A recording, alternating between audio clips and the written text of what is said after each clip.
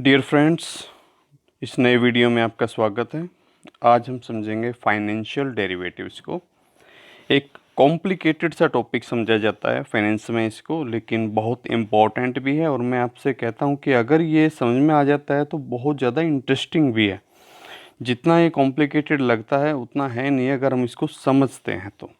ठीक है, तो इस वीडियो में कोशिश हमारी यही रहेगी कि जो भी फाइनेंशियल डेरिवेटिव्स के जो बेसिक कंसेप्ट्स हैं उनको हम सरल भाषा में समझें और थोड़ा सा उसको इस तरह से समझें, इस तरह के व्यवहारिक एग्जाम्पल के साथ समझें कि वो हमेशा याद रहे, हमें रटने ना पड़े। तो इस वीडियो में हम डेरिवेटिव्स के मीनिंग को समझेंगे, डेरिवेटिव्स कितनी तरह के होते हैं, फिर इसमें फॉरवर्ड, फ्यूचर, ऑप्शन और स्वैप्स कॉन्ट्रैक्ट्स के बारे में समझेंगे। फॉरवर्ड और फ्यूचर एक जैसे से लगते हैं देखने में, लेकिन इनमें काफ़ी डिफरेंस है। तो इनमें अंतर क्या है, ये बड़ा इंपॉर्टेंट कंसेप्ट है, ये अक्सर पूछा भी जाता है, तो इसको समझेंगे। ऑप्शन और फ्यूचर में क्या डिफरेंस हैं, और फिर जो डेरिवेटिव मार्केट्स के जो पार्टिसिपेंट्स हैं, ठीक है ना, हेजर्स, स्पेकुलेटर्स और आर्बिट्रेजर्स, ये तीनों क्या हैं, इनमें क्या डिफरेंस है, उसके बारे में भी हम जानेंगे। तो देखिए, काफ़ी कुछ है इसमें समझाने के लिए। मैं आपको बताऊं, इसमें काफ़ी सारा मैंने काम किया भी है आपको समझाने के लिए। सब जो डेफिनेशंस हैं, डिफरेंसेस हैं, ठीक है, इन सब पर हम बात करेंगे। लेकिन पहले हम एक व्यवहारिक एग्जाम्पल से डेरिवेटिव्स के मीनिंग को समझना चाहेंगे, बिना किसी टेक्निकल लैंग्वेज के। तो पहले आप उसको समझें। अगर उसको समझते हैं तो डेरिवेटिव्स को लेकर एक जो बेसिक पिक्चर है वो आपके दिमाग में बैठ जाएगी, और उसके बाद आप बड़ी आसानी से समझ सकेंगे इन सभी टेक्निकल वर्ड्स को। तो मैं कहता हूँ कि जो डेरिवेटिव्स है उसकी जो ज़रूरत है वो कहाँ से आई। डेरिवेटिव्स शुरू हुआ बिजनेस में। जो अनसर्टेनिटी होती है, जो हमारा बिजनेस होता है उसमें अनसर्टेनिटी होती है, ठीक है। और ये अनसर्टेनिटीज क्या लेकर आती है, ये रिस्क लेकर आती है, जोखिम लेकर आती है।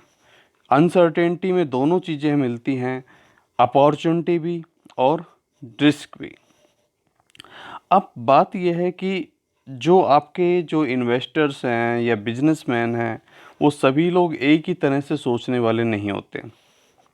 हो सकता है एक आदमी ऐसा है, उसको उस अनसर्टेनिटी से डर ज़्यादा लगता है। उसको लगता है कि यार ये जो है मेरी एडवर्स तरफ में ज़्यादा जाएगी। वाई है, उसको ये लगता है कि नहीं नहीं, ये फेवर में ज़्यादा जाएगी। अनसर्टेनिटी तो है लेकिन अनसर्टेनिटी फेवर में ज़्यादा जाएगी। एक्स क्या चाहता है कि उस अनसर्टेनिटी के खिलाफ आज के टाइम में ही इंतजाम कर लिया जाए।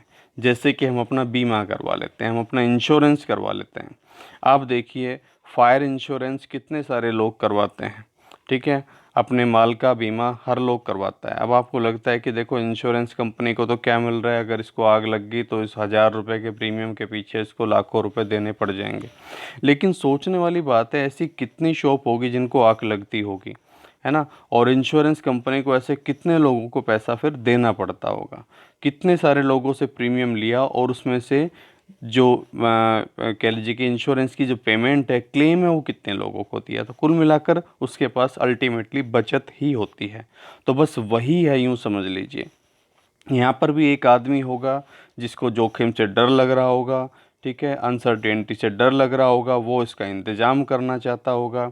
और दूसरा होगा, वो कहेगा कि नहीं नहीं, मुझे इसमें अपॉर्चुनिटी नज़र आती है, तो एक काम करो, तुम्हें जो श्योरली जो आश्वासन है वो मैं देता हूँ, और इसके बदले में मुझे आप प्रीमियम दे दो। लगभग उसी तरह का कॉन्ट्रैक्ट यहाँ पर होता है एक तरह से, बल्कि आप इसको बेटिंग कह सकते हैं, शर्त लगाने का कॉन्ट्रैक्ट हो सकता है कि भाई कोई एक कह रहा है कि वो चीज़ बढ़ेगी, दूसरा कह रहा है कि नहीं नहीं, उसके दाम घटेंगे, और अल्टीमेटली फिर एडजस्टमेंट हो जाती है।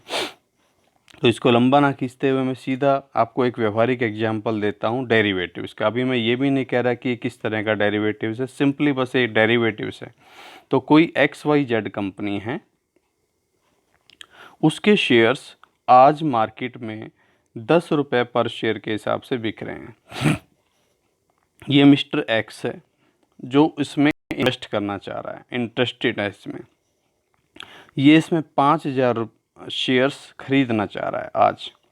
अब ये सोचता है कि अगर ये 5000 शेयर मैं आज खरीद लूँ तो 3 महीने के बाद आफ्टर 3 मंथ्स ये शेयर्स मुझे उम्मीद है कि 13 रुपये में बिकेंगे या 15 रुपये में बिकेंगे, यूँ समझ लीजिए 15 रुपये का हो जाएगा ये शेयर।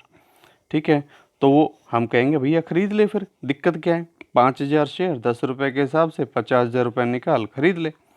लेकिन वो चाहता है कि यार मैं आज खरीदूं भी नहीं, आज नहीं खरीदूं मैं, 3 महीने के बाद ही ये शेयर मेरे को 10 रुपये में ही कोई दे दे ताकि मैं उसको 15 रुपये पर बेच दूं और 5 रुपये पर शेयर का प्रॉफिट कमा लूं। अब हम कहेंगे भाई पागल समझा हुआ है, ऐसा कैसे होगा भाई? लेकिन ऐसा हो सकता है क्योंकि 15 रुपये होगा ये कोई गारंटी नहीं है, 15 रुपये उसकी अपनी उम्मीद है कि 15 रुपये हो जाएगा। होने को तो शेयर्स का प्राइस 10 की बजाय 9 रुपये में भी हो सकता है। अब वो इस चीज़ को भी चाहता है कि आज ये अगर 10 रुपये में ख़रीद लिया और 3 महीने बाद अगर वो 9 रुपये का हो गया तो मुझे तो 1 रुपये का नुकसान हो जाएगा। वो इस नुकसान से भी बचना चाहता है। ठीक है, तो अब वो इसके लिए किसी कांटेक्ट में आना चाहता है कि कोई दूसरा आदमी मिले जो उसको 3 महीने बाद ये शेयर अगर वो कहे तो 10 रुपये में अवेलेबल करा दे। ठीक है, और अगर सस्ते मिले मार्केट में 9 रुपये के मिले तो मार्केट से खरीद लेगा, उसको ये विकल्प दे दे। तो अब दूसरी तरफ है मिस्टर वाई, उसको पता है कि भाई शेयर का प्राइस कोई इतना ज़्यादा बढ़ने वाला नहीं है, ये ऐसे ही बहुत ज़्यादा उम्मीद कर रहा है। तो कहता है भाई एक काम करो, मैं तुम्हें अवेलेबल करा दूंगा, ये 5,000 शेयर 10 रुपये के हिसाब से तुम मुझसे ले लेना, मैं तुम्हें लिख के दे देता हूँ, मुझसे ले लेना। ठीक है, एक्स ने कहा कि भाई अगर फिर ये 9 रुपये के मिले मार्केट में तो वाई ने कहा फिर तुम मार्केट से ले लेना, फिर मेरे पास मत आना। ठीक है, फिर तुम इसको मार्केट से ख़रीद लेना। हाँ, अगर महंगे हो तो तुम्हें 10 रुपये में मैं दे दूंगा। ठीक है, वाई ने गारंटी दे दी इस चीज़ की। अब वाई कहेगा भाई लेकिन बदले मुझे क्या मिलेगा? मुझे भाई मैं तेरे को जो है श्योरिटी दे रहा हूँ तो कुछ तो मेरा बनता है। तो वाई ने कहा कि एक काम कर, मुझे तू 1,000 रुपये आज दे दे। ठीक है, ये जो मैं तुझे गारंटी दे रहा हूँ इस गारंटी का मोल समझ ले, इस गारंटी का मूल्य समझ ले और ये 1,000 रुपये मुझे आज दे जा भाई। अब अगर तुम खरीदोगे तो भी ठीक, नहीं खरीदोगे तो ये 1,000 रुपये तो मेरे पास हैं ही। ठीक है, एक्स खुश हो गया कि जहाँ उसको 50,000 रुपये लगाने पड़ते, 50,000 रुपये लगाकर जोखिम लेना पड़ता, 1,000 रुपये देकर उसका काम चल गया। ठीक है, बात समझाने के लिए मैं कह रहा हूँ। तो अब देखा जाए तो हुआ क्या है कि वाई ने एक्स को एक कॉन्ट्रैक्ट साइन करके दे दिया है। क्या कॉन्ट्रैक्ट? कि XYZ लिमिटेड के 5,000 शेयर 10 रुपये के हिसाब से 3 महीने के बाद मैं तुम्हें अवेलेबल करा दूंगा और इसके बदले में तुम मुझे 1,000 रुपये दे दोगे। ठीक है, अब ये जो कॉन्ट्रैक्ट है, ये जो मूल्य है, जो सर्टिफिकेट लिख कर दिया है, एक्चुअल में यही डेरिवेटिव है। किस तरह का है मैं उस पर नहीं जा रहा, इसकी टेक्निकल लैंग्वेज को भी हम समझेंगे, लेकिन अभी आप समझ लो यही डेरिवेटिव है। अब ये डेरिवेटिव क्यों है? डेरिवेटिव का मतलब वो जिसका अपना मूल्य कुछ नहीं है, उसका मूल्य किस पर डिपेंड करता है? कि जिस चीज़ के बारे में कॉन्ट्रैक्ट हुआ उसके मूल्य पर डिपेंड करता है। तो ये जो वैसे तो एक कागज़ का टुकड़ा है, लेकिन इसका मूल्य किस पर डिपेंड करेगा? शेयर्स पर। XYZ लिमिटेड के शेयर्स के लिए सौदा हुआ है, तो XYZ लिमिटेड के शेयर पर इसका मूल्य डिपेंड करता है, इसीलिए इसका नाम है डेरिवेटिव। अब समझिए ज़रा, 3 महीने के लिए कॉन्ट्रैक्ट है। ठीक है, 2 महीने के बाद क्या होता है मैं आपको बता दूँ, ये जो डेरिवेटिव्स होते हैं ये ट्रांसफरेबल होते हैं। ठीक है, एक्स के पास है, अगर एक्स का मन करे तो कुछ टाइम बाद ये जेड को ट्रांसफ़र कर सकता है। ठीक है, ये सर्टिफिकेट जिसके पास होगा वाई उसी को देने के लिए बाउंड होगा। ठीक है, तो ये 3 महीने बाद ये शेयर जेड को भी मिल सकते हैं अगर एक्स ये सर्टिफिकेट जेड को ट्रांसफ़र कर दे तो अब ज़रा समझिए कि 3 महीने से पहले ही 2 महीने बाद क्या होता है कि ये शेयर्स के प्राइस बढ़कर एक्स की उम्मीद के मुताबिक 15 रुपये पहुँच गए, 2 महीने बाद ही पहुँच गए। ठीक है, अब जाहिर सी बात है एक्स को तो बड़ा फ़ायदा होने वाला है। एक्स को शेयर्स मिलने किस रेट में वाले हैं? 10 रुपये के हिसाब से मिलेंगे 5,000 शेयर, और 15 रुपये के हिसाब से मार्केट में उसको बेच देगा, क्योंकि मार्केट प्राइस 15 रुपये हो चुका। तो पर शेयर उसको एक तरह से देखा जाए तो 5,000 शेयर पर 5 के हिसाब से 25,000 रुपये का उसको फ़ायदा होने वाला है। अब ये देखकर जेड उसके पास आता है और कहता है भाई ये जो डेरिवेटिव्स आप मेरे को दे दो ना, मैं खरीद लूँगा वाई से। तो एक्स कहेगा कि भाई अब तुम्हें मैं ये नहीं दूंगा, ठीक है। जेड कहता है यार एक काम करो, तुमने ये सौदा 1,000 में कर रखा है, मैं तुम्हें इसके बदले में 5,000 रुपये देता हूँ, अब तो तुम ये मुझे दे दोगे। तो अब एक्स सोचता है कि भाई 2 महीने बाद चलो प्राइस बढ़ा है, 1 महीना भी और बाकी है, पता नहीं प्राइस बढ़े घटे, चलो मैं अपने 5,000 रुपये लेकर एक तरफ होता हूँ। और जेड को दे दिया। उसने ये 5,000 रुपये में किसको ट्रांसफ़र कर दिया? जेड को, ठीक है। जेड ने इस उम्मीद में ख़रीद लिया कि 15 रुपये प्राइस तो अभी चल रहा है, शायद ये और अभी आगे बढ़ सकता है, ठीक है। तो अब देखा जाए तो इसका जो प्राइस है, ये जो कॉन्ट्रैक्ट, मैं बार बार आपसे बता रहा हूँ कि ये जो डेरिवेटिव है वो हमारा ये कॉन्ट्रैक्ट है, ये सर्टिफिकेट, इसका प्राइस डिपेंड किस पर हो रहा है? XYZ कंपनी के जो शेयर्स है उसके मूल्य पर। अगर उसका प्राइस बढ़ रहा है तो अब देखो इसका प्राइस भी बढ़ रहा है। अब दूसरी सिचुएशन को देखो कि 2 महीने बाद क्या होता है, इसका प्राइस घटकर 8 रुपये हो जाता है। और अब एक्स सोचता है यार ये तो घाटे का सौदा कर लिया है, 8 रुपये प्राइस हो गया है, तो जो है मतलब वो 1,000 रुपये लगता है वेस्ट ही जाएंगे। एक्स कहता है जेड से आकर भाई एक काम करिए, मैंने ये जो कॉन्टैक्ट किया हुआ था इससे 1,000 रुपये का, ये एक काम करो आप ये कॉन्टैक्ट मैं आपको ट्रांसफ़र कर देता हूँ, आप ले लो। जेड कहेगा पागल समझ रखा है, मैं इसको क्यों लूँगा भाई, ठीक है ना। तो जेड उसको क्या 1,000 रुपये में वो कॉन्टैक्ट लेने के लिए तैयार होगा एक्स से? नहीं होगा। क्यों? क्योंकि एक्स का जो XYZ लिमिटेड जो है उसके शेयर्स हैं वो उसका प्राइस गिर चुका है, और जेड को अब उसमें दिलचस्पी नहीं है, क्योंकि उसका प्राइस बढ़ने वाला उसको लगता है कि नहीं है, ठीक है ना। तो अब इसका अपना जो मूल्य है वो देखिए, अगर कुछ होता तो ये अब भी 1,000 रुपये का ही होना चाहिए था, लेकिन आज इसको 1,000 रुपये में जेड नहीं खरीदेगा। लेकिन अगर इसका प्राइस बढ़ रहा होता तो जेड इसको बड़ी आसानी से खुशी खुशी 5,000 रुपये में भी खरीदने के लिए तैयार था। तो ये जो सर्टिफिकेट है, ये जो कॉन्ट्रैक्ट है, इसका जो अपना मूल्य है वो किस पर डिपेंड हो रहा है? XYZ लिमिटेड के शेयर्स के प्राइस पर डिपेंड कर रहा है, इसीलिए इसका नाम है डेरिवेटिव, ठीक है। तो अब आपको समझ में आ गया, डेरिवेटिव एक तरह का कॉन्ट्रैक्ट होता है, ठीक है, जिसमें किसी असेट, ठीक है, ये तो मैंने शेयर्स का एग्जांपल दिया, यहाँ पर कोई असेट हो सकती है, गोल्ड हो सकता है, और कोई भी चीज़ हो सकती है, ठीक है, करेंसी भी इवन हो सकती है, ठीक है, जिसको खरीदने या लेने के लिए कॉन्ट्रैक्ट हुआ है उस असेट्स को बोलते हैं अंडरलेइंग असेट, ठीक है। उसे हम क्या कहते हैं? Underlying assets. तो अंडरलेइंग असेट्स के प्राइस पर डिपेंड करता है प्राइस, ठीक है। तो अब आप, अगर मैं ये डेफिनेशन अब आपको बताऊंगा तो अब आपके समझ में आ जाएगी।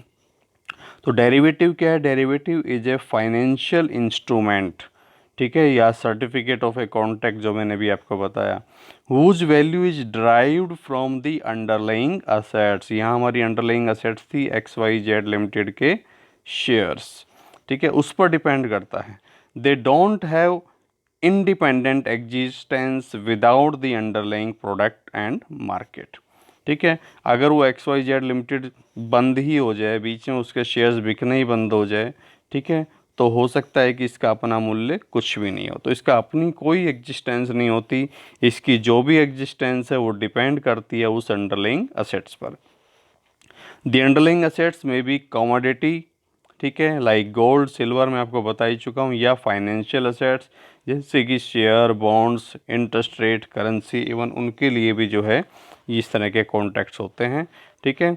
और there should be a market for that underlying assets. दूसरी बात ये कि वो जो अंडरलाइंग असेट्स होती है वो मार्केट में बिक सकती हो, ठीक है। जैसे शेयर्स है वो मार्केट में ट्रेडेबल है, 10 का अगर वो 15 रुपये प्राइस हो जाएगा 3 महीने बाद, तो फ़ायदा तो उसको तभी होगा ना जब उस 15 रुपये के शेयर को बेचकर वो लाभ कमा ले, ठीक है। अगर उसकी मार्केट ही नहीं हो तो भी फिर जो है डेरिवेटिव्स काम नहीं करेगा। तो आई थिंक अब आपको क्लियर हो गया होगा कि फाइनेंशियल डेरिवेटिव्स का मतलब क्या होता है। अब ये जो डेरिवेटिव्स को हम किस किस तरह से क्लासिफाई करते हैं, ज़्यादा फोकस तो हमारा फॉरवर्ड, फ्यूचर, ऑप्शंस और स्वैप पर रहेगा, लेकिन मैं आपको ये भी बताता चलता हूँ। तो एक क्लासिफिकेशन होता है on the basis of underlying assets, मतलब जो असेट्स जिसके लिए कॉन्ट्रैक्ट हो रहा है वो असेट्स कौन सी है। अगर वो असेट्स शेयर्स, बॉन्ड्स, डिबेंचर्स इस तरह के हैं तो उसको हम फाइनेंशियल डेरिवेटिव्स बोलते हैं, अगर फाइनेंशियल असेट्स है। अगर वो असेट्स है आपका, मान लीजिए गेहूं है, कपास है, ठीक है, गोल्ड है, क्रूड ऑयल है, ठीक है, तो उसे हम कमोडिटी डेरिवेटिव्स बोलते हैं, ठीक है ना, क्योंकि व्यापारी जो है वस्तुओं को भी खरीदने बेचने के लिए एक तरह से कांटेक्ट करते रहते हैं, तो उसे हम कहेंगे कमोडिटी डेरिवेटिव। अच्छा, दूसरा क्लासिफिकेशन होता है कि इनकी जो ट्रेडिंग कहाँ होती है। जो कुछ फाइनेंशियल डेरिवेटिव्स होते हैं जो, जैसे कि आपके शेयर्स खरीदे बेचे जाते हैं ना इंडेक्स में, इसी तरह से उनको इंडेक्स पर बेचा खरीदा जाता है, ठीक है, उसे बोलते हैं एक्सचेंज ट्रेडेड डेरिवेटिव्स। और कुछ ऐसे होते हैं जो एक्सचेंज पर ट्रेडेबल नहीं होते, वो हमारे अपने पर्सनल कॉन्टैक्ट होते हैं। जैसे मैं प्राइवेट कॉन्टैक्ट कर लूँ मैं मिस्टर एक्स के साथ कि भाई मैं शेयर तेरे को खरीदूंगा, या मैं शेयर्स तेरे से खरीदूंगा या तुझे बेचूंगा, ठीक है, तो वो एक्सचेंज ट्रेडेड नहीं होते। वो अब मैं उसके लिए जो है एक्सचेंज पर नहीं जा सकता है, उसके लिए मुझे मिस्टर एक्स के घर पर ही जाना पड़ेगा, ठीक है, तो इसे बोलते हैं ओवर दी काउंटर, यानी कि जिससे किया है उसी के पास जाओ भैया, वही तुम्हारा सेटलमेंट करेगा, ठीक है, मीडिएटर यहाँ कोई नया नहीं होगा। एक्सचेंज जो है वो यहाँ पर मीडिएटर का काम नहीं करेगा, तो डायरेक्ट अपनी पार्टी से बात करो, वो होते हैं ओवर द काउंटर। और जहाँ जो आपका एक्सचेंज है वो एक मीडिएटर का काम कर रहा हो, ठीक है, उसे एक्सचेंज ट्रेडेड कॉन्ट्रैक्ट कहते हैं। अब जो मेन क्लासिफिकेशन है वो ये है, on the basis of nature of contract, इसमें फॉरवर्ड, फ्यूचर, ऑप्शन, और एक होता है स्वैप। स्वैप में जैसे interest rate swaps, commodity swaps, currency swaps का मोटे तौर पर मतलब होता है अदला बदली करना, ठीक है। हम इसके मीनिंग को तो समझेंगे, लेकिन हमारा मेन फोकस अभी फ़िलहाल इन तीन पर रहेगा, ठीक है ना, फॉरवर्ड, फ्यूचर्स एंड ऑप्शंस, बाकी समझेंगे हम चारों को, ठीक है। तो आइए इसको शुरू करते हैं। सबसे पहले फॉरवर्ड कॉन्ट्रैक्ट। देखिए, जो डेरिवेटिव्स मार्केट है उसकी शुरुआत मैं कहूँगा कि फॉरवर्ड से ही हुई, फॉरवर्ड कॉन्ट्रैक्ट से ही हुई। फॉरवर्ड कॉन्ट्रैक्ट्स को हम इन सभी के पूर्वज कह सकते हैं, फोरफादर, फोरफादर ऑफ ऑल डेरिवेटिव्स, ठीक है। सभी डेरिवेटिव्स के जो बाप दादा हैं वो एक तरह से ये आपके फॉरवर्ड कॉन्ट्रैक्ट्स होते हैं। अब फॉरवर्ड कॉन्ट्रैक्ट्स होता क्या है, ज़रा पहले मैं उसको समझाऊं फिर मैं आगे बात करूंगा। फॉरवर्ड कॉन्ट्रैक्ट में मान लीजिए कोई किसान है, एक फार्मर है, ठीक है, उसकी फसल अभी 2 महीने के बाद पककर तैयार होनी है, या 3 महीने बाद पककर तैयार होनी है, आफ्टर 3 मंथ्स उसकी फसल पककर तैयार होनी है। क्या तैयार कर रहा है वो? गेहूँ तैयार कर रहा है, ठीक है। और उसको उम्मीद है कि इस बार 500 क्विंटल गेहूँ तैयार होगा, ठीक है, या 500 केजी ले लेता हूँ मैं समझाने के लिए, छोटी इकाई ले लेता हूँ, 500 केजी गेहूँ तैयार होगा, और मार्केट में ये आज तो 20 का बिक रहा है, ठीक है। अब उसको ये डर है कि कहीं मार्केट में ये प्राइस बढ़ ना जाए, नहीं सॉरी गिर ना जाए। अगर भाई जैसे गेहूं की ज़्यादा सप्लाई आएगी तो मार्केट प्राइस कहीं कम ना हो जाए, ठीक है।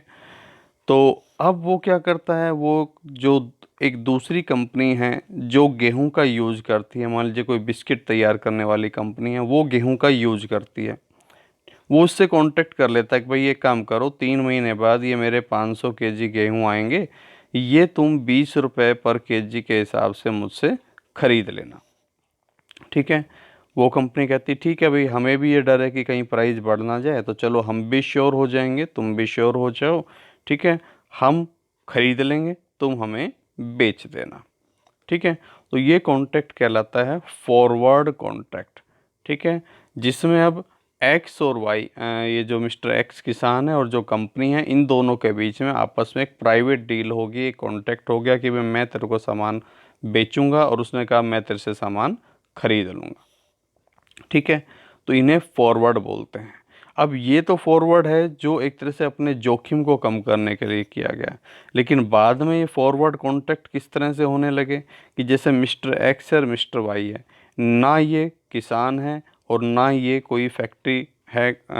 एक्स और वाई की जगह मैं ए और बी ले लेता हूँ ताकि थोड़ा सा डिफरेंस हो जाए, ठीक है।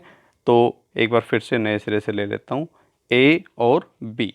अब ना ए किसान है और ना बी कोई बिस्किट बनाने वाली कंपनी, ठीक है। सिंपली बस ये बैटिंग करते हैं, शर्त लगाते हैं कि भाई ये कहता है कि गेहूं हो जाएगा भैया 20 रुपये से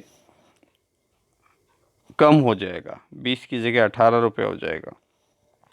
बी कहता है नहीं, गेहूं 20 से बढ़कर 22 रुपये हो जाएगा, ठीक है। 1000 kg गेहूं के लिए शर्त लगी है, ठीक है। अब जाहिर सी बात है, अगर ए कहता है कि भाई 18 रुपये प्राइस हो जाएगा, ठीक है, तो ए शर्त जीत गया। तो 2 रुपये पर केजी के हिसाब से, यानी कि जो है 2 रुपये पर केजी के हिसाब से, यानी कि 2000 रुपये बी ए को दे देगा, ठीक है। और अगर बी शर्त में जीतता है, 20 की जगह 22 रुपये हो जाता है, उसका कहा सच हो जाता है, तो ए बी को 2000 रुपये दे देगा, ठीक है। तो इस तरह से ये फॉरवर्ड ने फिर बाद में क्या ले लिया, शर्तों का रूप ले लिया, ठीक है। लेकिन इसमें समस्या क्या आई, इस तरह की चीज़ों में समस्या ये आई क्योंकि ये प्राइवेट कॉन्ट्रैक्ट होते थे। तो भाई मान लीजिए, अब जैसे मैं कहूँ कि यहाँ ए बी को पेमेंट करने से मना कर दे, ऐसा हो सकता है, बी ए को पेमेंट करने से मना कर दे। या अभी जो पिछला एग्जाम्पल था उसमें अगर गेहूं का प्राइस बढ़कर 20 से 25 हो जाए तो किसान जो है अपना जो फसल किसी और को बेच दे और उसको मना कर दे कि भाई मैंने तो ऐसा कोई कॉन्ट्रैक्ट किया ही नहीं था। डिफ़ॉल्ट रिस्क बढ़ने लग गया, तो इसीलिए फिर फ्यूचर कॉन्ट्रैक्ट की ज़रूरत पड़ी, उसको हम अभी समझेंगे। लेकिन फॉरवर्ड का मीनिंग अब आपको समझ में आ गया होगा कि फॉरवर्ड कॉन्ट्रैक्ट्स लगभग क्या होते हैं। तो अब ज़रा समझिए, फॉरवर्ड कॉन्ट्रैक्ट क्या है। Forward contract is an agreement between two parties, ठीक है, to buy and sell commodity और फाइनेंशियल असेट्स, ठीक है। जैसे अभी मैंने गेहूं से एग्जांपल दिया, इसमें ही शेयर्स भी हो सकते हैं कि किसी शेयर्स को लेकर बेट लगाई जाए कि शेयर्स जो है शेयर्स का प्राइस बढ़ेगा या घटेगा, ठीक है, एट सर्टेन फ्यूचर टाइम और फॉर सर्टेन प्राइस, ठीक है, 3 महीने बाद, और प्राइस जैसे हमने 20 रुपये दिया, ठीक है। These are predecessors of futures, futures से पहले के हैं, बल्कि मैं कहूँगा इन सभी डेरिवेटिव्स के मैं इनको फोरफादर बोलता हूँ कि सभी डेरिवेटिव्स की शुरुआत जो है वो एक तरह से फॉरवर्ड कॉन्ट्रैक्ट से हुई। फिर ये दोनों में प्राइवेट कॉन्ट्रैक्ट है, तो these are OTC, over the counter, अभी जो मैं बता कर आ रहा हूँ, over the counter by nature, ठीक है, which are traded over the counter, ठीक है, एंड कस्टमाइज्ड, कस्टमाइज का मतलब अपनी इच्छा से, अपने हिसाब से। अब कस्टमाइज का मतलब आप ऐसे समझ लो, मान लीजिए क्रिकेट का कोई मैच है, ठीक है। अब भारत का मैच मान लीजिए किसी दूसरे कंट्री के साथ हो रहा है, मान लीजिए ऑस्ट्रेलिया के साथ मैच हो रहा है। अब वो इंटरनेशनल मैच है, तो जाहिर सी बात है उसके सभी रूल रेगुलेशन कौन से लागू होंगे, जो इंटरनेशनल क्रिकेट में लागू होते हैं। जो मैच पाकिस्तान और साउथ अफ्रीका के मैच में लागू होंगे, भारत और पाकिस्तान के मैच में लागू होंगे, वही मैच भारत और ऑस्ट्रेलिया, वही जो है नियम भारत और ऑस्ट्रेलिया के मैच में लागू होंगे, सब के लिए एक जैसे। जो स्टैंडर्ड रूल है वो सभी के लिए है, ठीक है। अब कस्टमाइज कैसे होता है, अब मान लीजिए वही क्रिकेट आपको और हमें गली में खेल लिए हैं, छत पर खेल लिए हैं, तो वहाँ हम अपनी मर्जी के नियम बना लेते हैं ना कि भाई अगर बॉल जो है छत से नीचे चलेगी तो बल्लेबाज आउट हो जाएगा, ठीक है। बॉल अगर एक टप्पा खा के आ गई तो बल्लेबाज आउट माना जाएगा, एलबीडब्ल्यू को आउट नहीं माना जाएगा, एटसेट्रा एटसेट्रा। हम अपनी मर्जी के नियम बना लेते हैं, ठीक है। अब देखा जाए तो इंटरनेशनल क्रिकेट में तो इस तरह का कोई नियम नहीं है कि एक टप्पा खा के बॉल आ गई तो आउट माना जाएगा, लेकिन हम कह लेते हैं कि भाई छत की जो दीवार से टकरा कर भी अगर आ गई तो वो अगर हमने कैच कर ली तो आउट माना जाएगा, छत से नीचे चलेगी तो आउट माना जाएगा। तो अब यहाँ हमने क्या किया, हमने उन सब रूल्स को अपने हिसाब से कस्टमाइज कर दिया, और भाई जो खेलने वाले प्लेयर हैं सब एग्री हैं उस पर, सब एग्री हैं, तो ठीक है। तो ये जो कॉन्ट्रैक्ट होते हैं कस्टमाइज होते हैं। यहाँ स्टैंडर्ड कॉन्ट्रैक्ट वाली बात नहीं है, यहाँ हम अपनी मर्जी से अपने हिसाब से उसमें चेंज लेकर आ सकते हैं। जो भी शर्तें होती है वो हम अपनी मर्जी से तय करते हैं। तो म्यूचुअल कंसेंट्स के बेस पर हम इन कॉन्ट्रैक्ट्स की शर्तें स्वयं तय करते हैं, कस्टमाइज बेस पर। ठीक है, इसीलिए ओटीसी ओवर द काउंटर होते हैं, कस्टमाइज होते हैं, ठीक है, और based on the mutual consents होते हैं। और क्या है इसमें, मैंने आपको बताया कि इस तरह के जो कॉन्ट्रैक्ट्स, देखिए क्योंकि शुरुआत इनमें हुई थी, तो जनरली इनमें जो होता क्या है कि जो भी कुछ होगा, जो भी सेटलमेंट होगा, वो एक्चुअल डिलीवरी के बेस पर होता है। Generally 80 more than 80% forward contracts इसी तरह से सेटल्ड होते हैं कि भाई जिसने गेहूं खरीदने के लिए कहा है वो गेहूं खरीद लेगा, जिसने गेहूं बेचने के लिए कहा है वो गेहूं बेच देगा। तो फिजिकल डिलीवरी होती है, ठीक है। लेकिन कुछ केस में, जैसा अभी मैंने आपको ए और बी के एग्जांपल से बताया, तो वहाँ पर जो डिफरेंस होता है ना, उससे भी सेटलमेंट कर लेते हैं, ठीक है। एक तरह से जब शर्तों के रूप में काम करता है, तो भाई 20 की बजाय 18 हो गया तो भाई मैं शर्त जीत गया, 20 की जगह 22 हो गया तो तू शर्त जीत गया। तो जो डिफरेंस अमाउंट है 2 रुपया, वो या 2 रुपये के हिसाब से या तो तुम मुझे दे दो या मुझसे ले लो। तो वो होता है कैश सेटलमेंट प्राइस डिफरेंस के बेस पर, ठीक है। तो वो भी पॉसिबल है, ऐसा भी हो सकता है, ठीक है। अच्छा, दोनों पार्टी जो हैं इसमें जो इन्वॉल्व होती हैं, वो दोनों ही बाउंड होती है कि जो भी टर्म्स एंड कंडीशंस जो उन्होंने म्यूचुअल कंसेंट्स के बेस पर बनाई हैं, उसको ऑनर करने के लिए। तो दोनों पार्टियां जो है, जो उनकी अपनी म्यूचुअल कंसेंट्स पर जो शर्तें निर्धारित हुई थी, ठीक है, उनका ऑनर करने के लिए दोनों ही बाध्य होगी, ठीक है। ड्यू डेट पर बेचने वाला बेचने के लिए उस रेट पर बाध्य होगा, खरीदने वाला उस रेट पर खरीदने के लिए बाध्य होगा, ठीक है। इसी तरह से अब आगे जो मैं भी आपको बता भी रहा था, यहाँ रिस्क ऑफ डिफ़ॉल्ट है वो काफ़ी हाई हो जाता है इस तरह के कॉन्ट्रैक्ट में। क्योंकि होता क्या है कि क्योंकि बीच में कोई मीडिएटर नहीं होता, दोनों पार्टीज़ खुद डायरेक्टली एक दूसरे के साथ जुड़ी हुई होती हैं। तो कई बार ऐसा होता है कि कोई जो दूसरी पार्टी जो ज़्यादा पावरफुल है, वो अपनी पावर का यूज़ करके अगर सिचुएशन अपने अगेंस्ट जाती दिखती है, तो वो पेमेंट करने से मना कर देती है, ठीक है, कॉन्ट्रैक्ट को ऑनर करने से मना कर देती है। तो यहाँ पर जो डिफ़ॉल्ट रिस्क है वो काफ़ी ज़्यादा हो जाता है।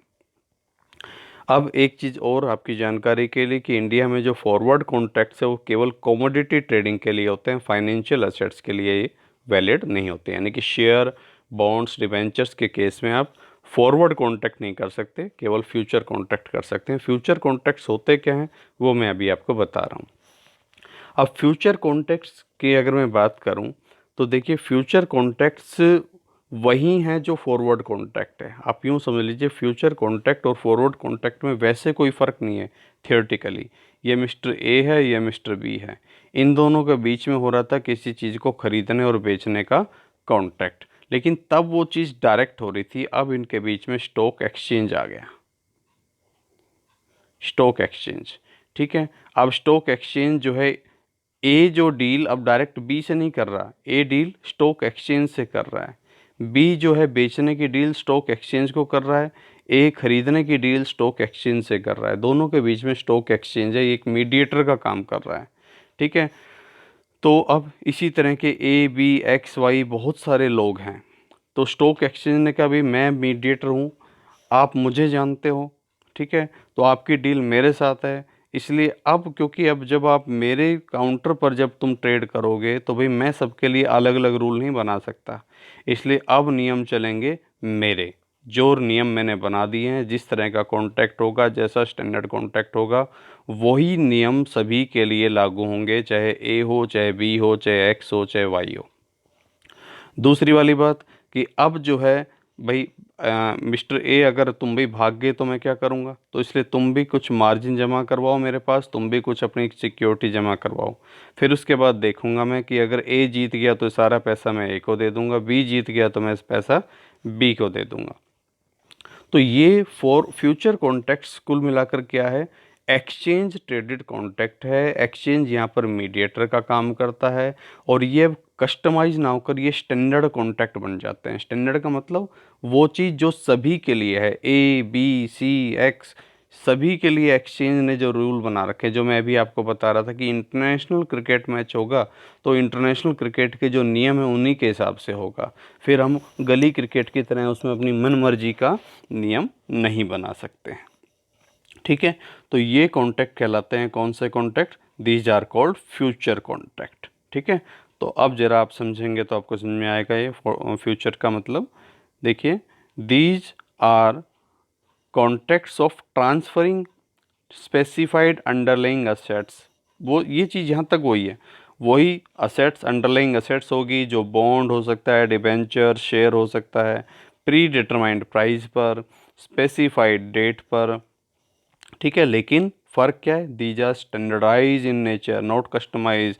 अब मन मर्जी के नहीं चलेंगे, और ये ओवर द काउंटर ना होकर स्टॉक एक्सचेंज पर ट्रेड होंगे। अब स्टॉक एक्सचेंज जो है वो गारंटी दे रहा है कि इस कॉन्ट्रैक्ट को वो इम्प्लीमेंट करवाएगा, इसलिए यहाँ पर डिफ़ॉल्ट रिस्क है वो ना के बराबर हो जाएगा।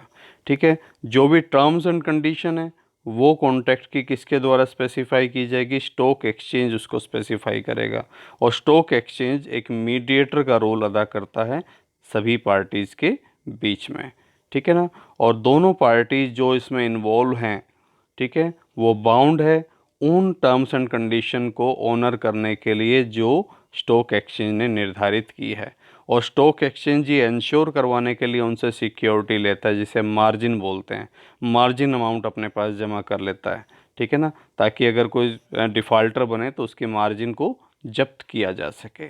ठीक है ना, तो एक्सचेंज जो है यहाँ पर क्योंकि मार्जिन ले लेता है, इसलिए डिफ़ॉल्ट रिस्क ना के बराबर हो जाता है।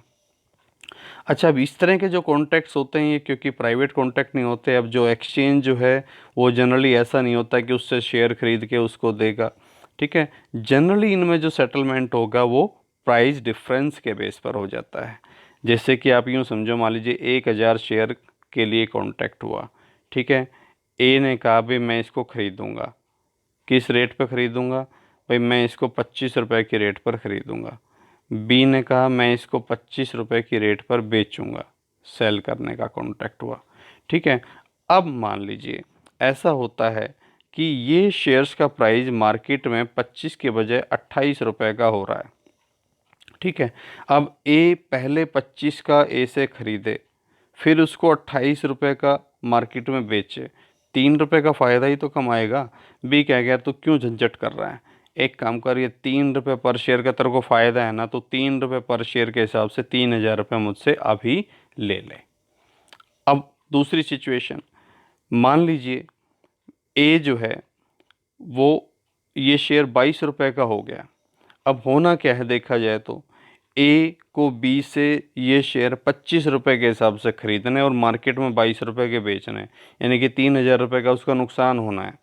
ठीक है, बी मार्केट से उसको 22 रुपये में ख़रीद कर देगा, 25 के हिसाब से ए को बेचेगा, ए फिर उसको 22 के हिसाब से बेचेगा।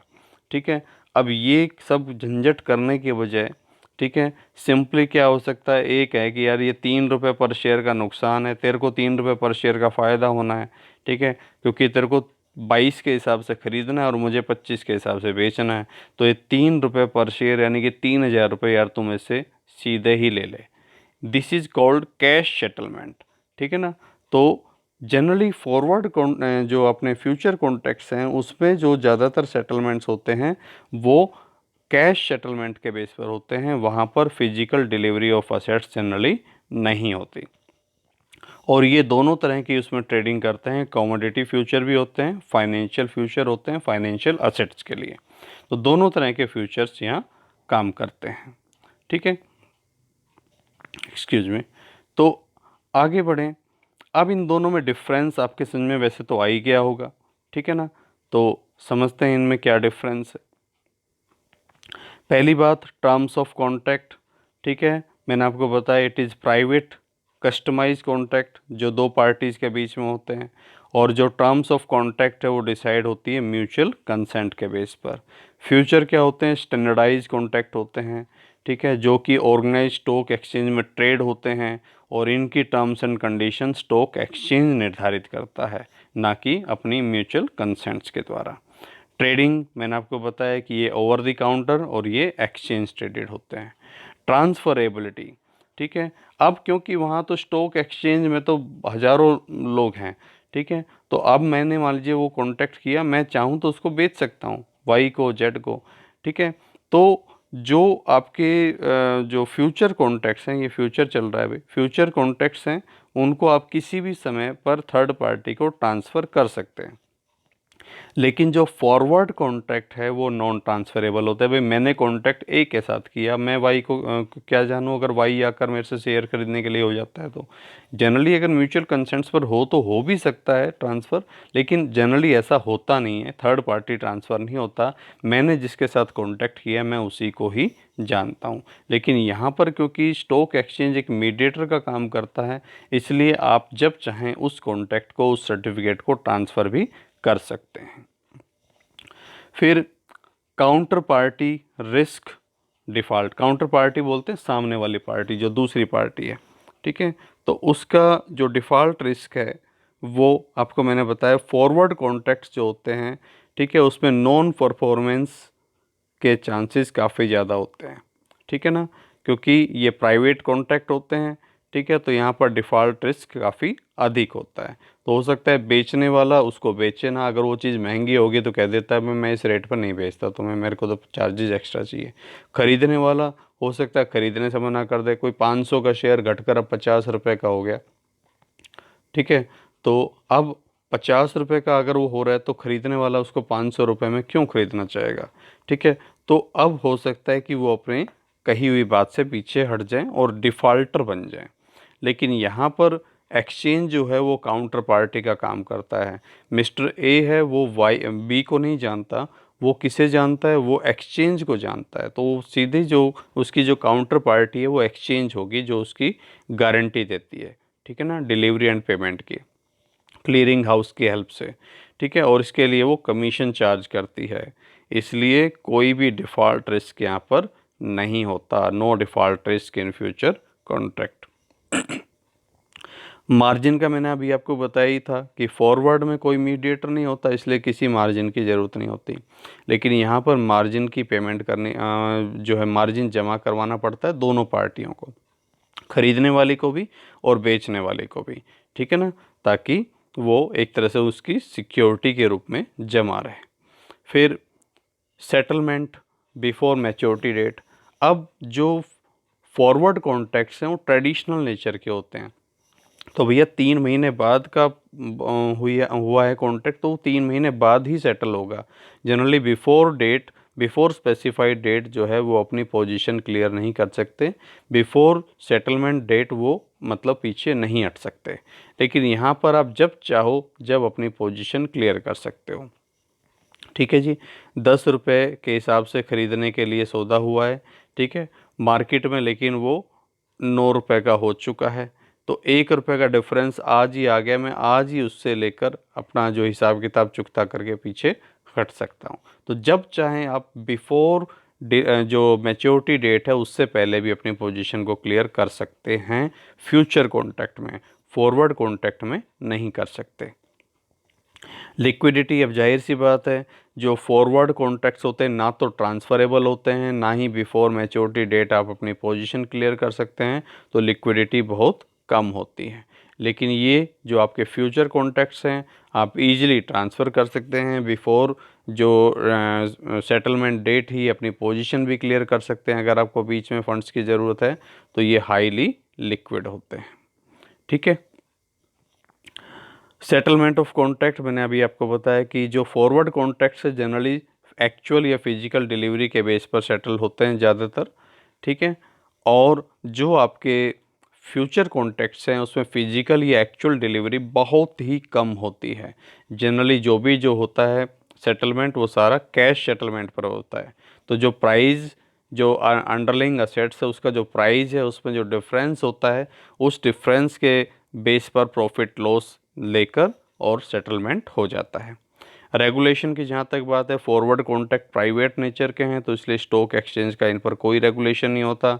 और ये जो दूसरे कॉन्ट्रैक्ट हैं फ्यूचर्स, ये इन पर स्टॉक एक्सचेंज रेगुलेशन रखता है। ट्रेडर्स या प्लेयर्स, ये वैसे मैं भी आपको आगे बताऊंगा वीडियो के एंड में कि जो ट्रेडर्स हैं किस तरह के होते हैं।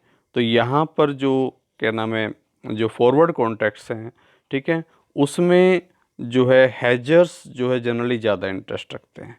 हैजर्स का मतलब जोखिम ख़त्म करने वाले, जैसे मैंने भी आपको एग्जांपल दिया था कि किसान है और बिस्किट कंपनी है, उसको डर है, किसान को डर है कि कहीं मुझे इसकी कीमतें कम ना मिलने लग जाए, बिस्कुट कंपनी को डर है कि कहीं गेहूं की कीमतें बढ़ ना जाए।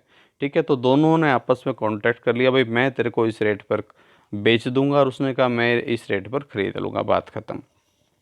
लेकिन यहाँ ये जो लोग होते हैं, ठीक है, फ्यूचर्स में, ये उस प्राइस डिफरेंस से फ़ायदा उठाने वाले, ये एक तरह से सिर्फ बैटिंग करने वाले होते हैं, सिर्फ शर्तें लगाने वाले होते हैं कि भाई ये चीज़ आज 20 की है, एक कह रहा है कि नहीं ये 18 की होने वाली है, दूसरा कहता नहीं है 22 की होने वाली है। ठीक है ना। अब दोनों में से जिसकी प्रेडिक्शन सही निकलेगी वही शर्त जीत जाएगा, उसी को ही बेनिफिट हो जाएगा। ठीक है। तो जो ट्रेडर्स होते हैं इसमें वो स्पेक्युलेटर्स होते हैं। स्पेक्युलेटर वो होते हैं जिनको जोखिम लेने में आनंद आता है। ठीक है। जो हेजर्स होते हैं वो जोखिम ख़त्म करने के लिए काम करते हैं, लेकिन स्पेक्युलेटर्स खुद जोखिम लेते हैं ताकि उसका फ़ायदा उठाया जा सके, ताकि उस प्राइस एक्सपेक्टेशन के बेस पर लाभ कमाया जा सके। वो हम आगे भी समझेंगे। नेक्स्ट जो सबसे ज़्यादा पॉपुलर है डेरिवेटिव्स में वो आता है ऑप्शन कॉन्ट्रैक्ट। ऑप्शन को हम डिटेल में भी पढ़ेंगे, आने वाले वीडियो हमारे ऑप्शन पर ही रहेंगे, इसलिए इस वीडियो में हम बहुत ज़्यादा काम नहीं करेंगे। अब जो मैंने आपको बिल्कुल शुरुआत में जो एग्जांपल दिया था कि XYZ कंपनी के 5000 शेयर वाला, ठीक है, जिसमें एक्स को ये ऑप्शन मिल रहा था कि अगर वो चाहे तो 10 रुपये के हिसाब से उनको ख़रीद ले, उसका मन करे तो, ठीक है, और नहीं मन करे तो ना खरीदे, बदले में वाई को उसे मात्र 1000 रुपये देने हैं आज। वाई बाध्य होगा, वाई उसको बाउंड है 10 रुपये में बेचने के लिए, अगर एक्स खरीदने के लिए कहता है तो ये क्या है, एक्स को मिल गया विकल्प। एक्स को विकल्प कौन दे रहा है, वाई दे रहा है। किसके बदले में दे रहा है, अपने उस कमीशन, अपने उस प्रीमियम के बदले में दे रहा है। ठीक है, वाई कह रहा है कि भाई एक काम कर, मैं तेरे को 5000 शेयर बेचने के लिए प्रॉमिस करता हूँ 10 रुपये पर शेयर के हिसाब से। ठीक है, अब अगर मार्केट में ये 8 रुपये के हो जाएं तो तू मेरे से मत खरीदना, और मार्केट में अगर 15 रुपये के हो जाएं तो तू 10 रुपये के आकर मेरे से ले जाना और उनको मार्केट में बेचकर लाभ कमा लेना। तो इसे बोलते हैं ऑप्शन। ठीक है, तो ऑप्शन क्या है, option is a contract that gives the right, जो अधिकार तो देता है but not the obligation to its holder. अब यहाँ एक्स है उसको बोलेंगे ऑप्शन होल्डर।